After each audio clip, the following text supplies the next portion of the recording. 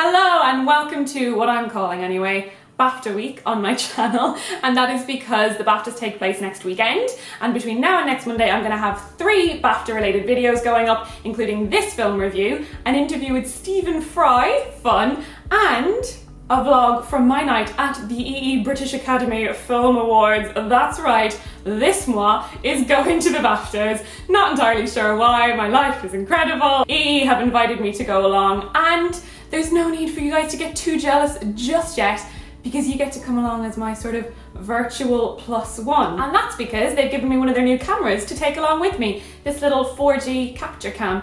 But more on that later. Firstly, I want to talk to you about a few of my favourite BAFTA nominated films this year. Okay, so first on my list, let's just get it out of the way, because I know you're all going to be expecting it.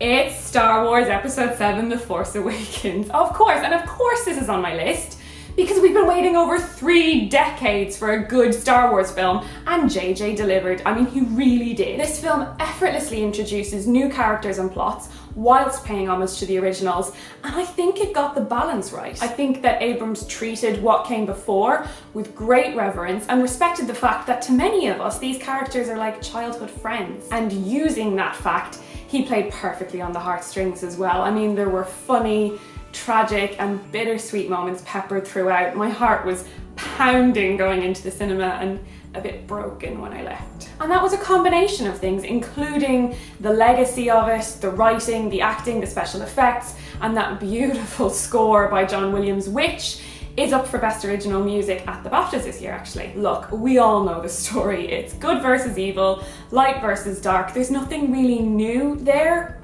but this is just a timeless story, very well told. Okay, moving on. The second film on my list is Room. I saw it last night and I sort of can't stop thinking about it, which is saying a lot, I think. I haven't felt this way about a film in a very long time. From the opening scene to the end credits, I was just completely hooked, totally immersed in it. And that's not because there were car chases or explosions or people hanging off buildings. In fact, most of the film is just a couple of characters interacting in a small space. It's about a mother and her son who are being held captive in a small room. And while that might sound very dark, and yes, there were some sort of uncomfortable scenes, overall the subject matter is handled very delicately, and this isn't a dark film. It's very hopeful and beautiful, and it celebrates life. I just really cared about these characters, and I think that's down to 2 things. Firstly, the direction from Lenny Abramson. He sort of guides you through it, he holds you by the hand, and I felt very safe the whole time. I felt very safe in his hands. Also, the performances are just perfection. Brie Larson is rightly up for Best Leading Actress at the BAFTAs this year, and Jacob Tremblay, who plays her son, I think he might actually be the best child actor I've ever seen. Yeah, I think I'm gonna go ahead and say that. He's incredible, and I can't wait to see how the rest of his career goes. I really can't. The third film I want to talk about is Bridge of Spies, directed by Steven Spielberg and starring Tom Hanks. So this film is set during the Cold War, and in it Hanks plays an attorney who defends an alleged Soviet spy, and as a result of that is asked to negotiate the release of an American pilot who was shot down over the USSR. Now that may sound like a very heavy sort of political plot, but Spielberg has this uncanny ability to take a backdrop as vast as World War II or a dystopian future or aliens visiting Earth or dinosaurs on a rampage, and just tell a story that feels very relatable, very local, very human. And that's the main thing I'd say about this film, actually, is it is really human. It has heart. It's patient and well-paced, and it never forgets the little things, the details that make a scene something worth experiencing, as opposed to just words and actions that move the plot along. This is quite simply Spielberg at his best, and it very rightly deserves the 9 BAFTA nominations it got this year, including Best Film and Best Director. Next up is Steve Jobs, which is obviously a film about Steve Jobs, although Louise did call me after seeing it to say she expected more Apple Watches and iPhones in the film. Oh well, can't win them all, Louise. So this is a bit of a controversial choice on my part, because the film was widely criticised for being an inaccurate depiction of Jobs, And apparently a lot of the events were sort of chopped and changed and moved around and taken out of context. But if you can take it with a pinch of salt, and speaking as someone who enjoys and personally wants to get better at writing and directing and acting, then this film is just a wealth of perfect examples of those things, which is why I think I enjoyed it so much. Aaron Sorkin's screenplay is just delicious.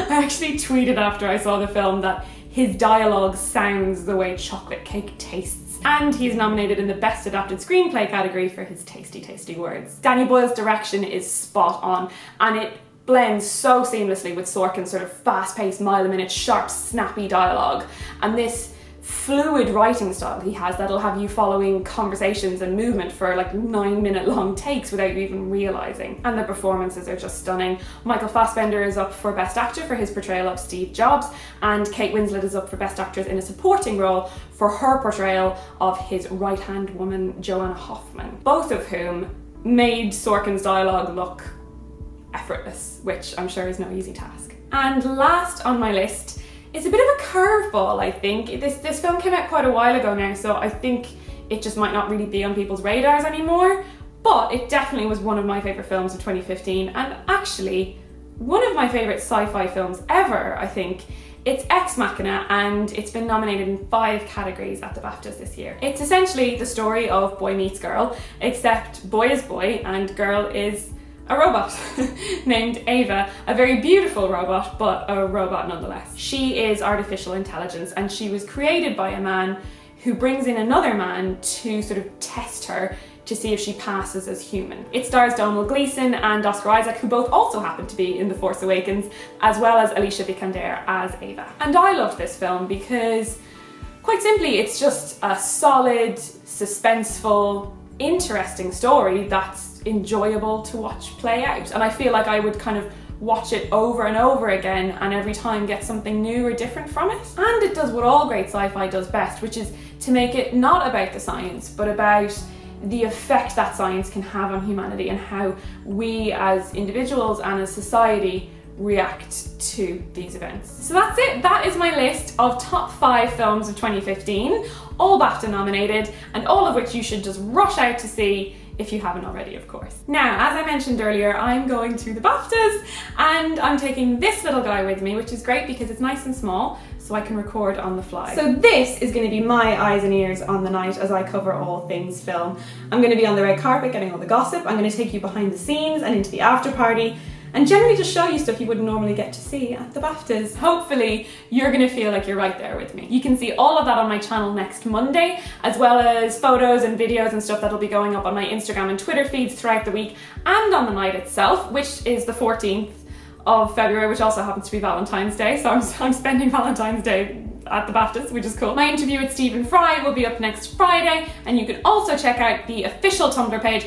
All that stuff's going to be linked in the description below. And there was something else I wanted to say. Oh yes, Helen Anderson is going to be there as well, the lovely Helen Anderson, so I'm really excited to see her at the BAFTAs, randomly. She'll be inviting people along as her BAFTA Plus one as well, except she'll be covering the sort of fashion side of things, so you should really stick with me, you know, if you really care about the films. No, I'm joking, you can go with either of us, that's absolutely fine. I will see you there, Slán. It got really dark. It's really dark. The sun's gone down and it started all bright and